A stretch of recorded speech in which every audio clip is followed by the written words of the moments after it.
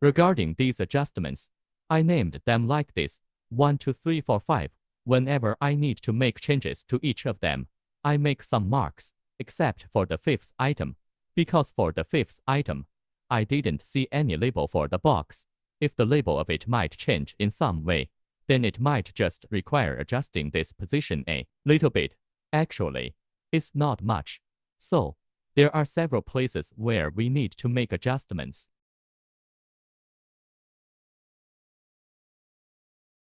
First, for this side mark, the electric eye, it is marked here.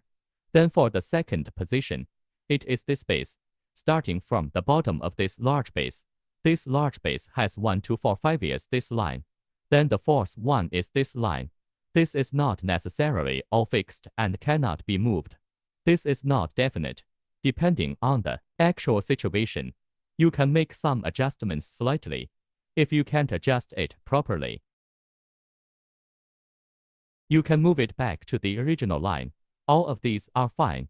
During the movement, there might be some angles and a slight deviation. In that case, you can make some fine adjustments. It doesn't have to be perfectly straight. Then the third one is this. This board can be adjusted.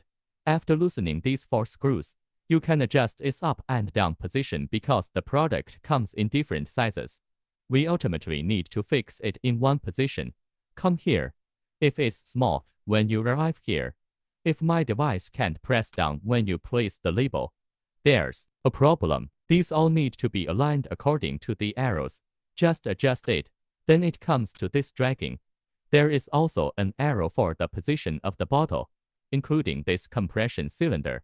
There is a position adjustment as well, including some flexible adjustments. I can't mark them, so I won't say anything. It's just that you need to adjust it. For example, now I put a new product on. You can go to the manual page and press down this air gun. See if it presses down, or when you place the product. I cut off the air supply. Like this. Press down. See if it presses down on the product.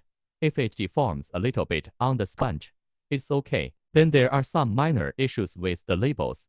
When you change the labels, there might be some changes. Maybe the labels you are currently using are fine, but sometimes I change to thicker ones or ones with different transparency. Then, you might need to reset this photoelectric eye. Also, when the label just passes through here, when we put the label through, including when it's properly placed and pressed here, you must pay attention.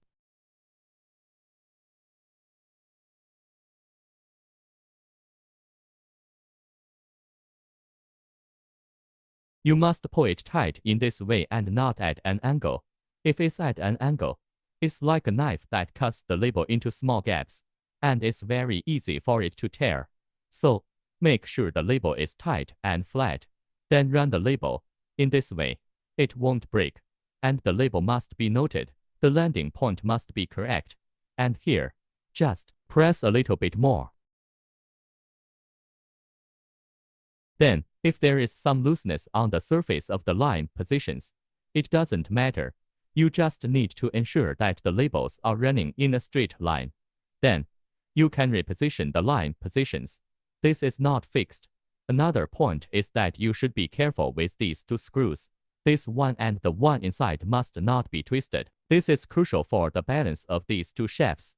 If you accidentally loosen them or they loosen during transportation, you can still adjust them. How do you adjust them? First, loosen it like this.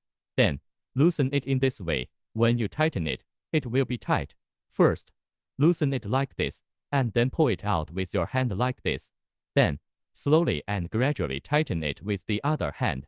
There will be a gap here. Put a bright object here, such as a mobile phone flashlight. It is bright. Then, observe the gap. Are both sides, this side and that side, equally bright? This line represents whether the 2 shafts are balanced. If they are balanced, then the tightness is also appropriate. Then, you can lock these 2 nuts, this one and that one, and that's it. If not, you can adjust these 2 screws to balance it.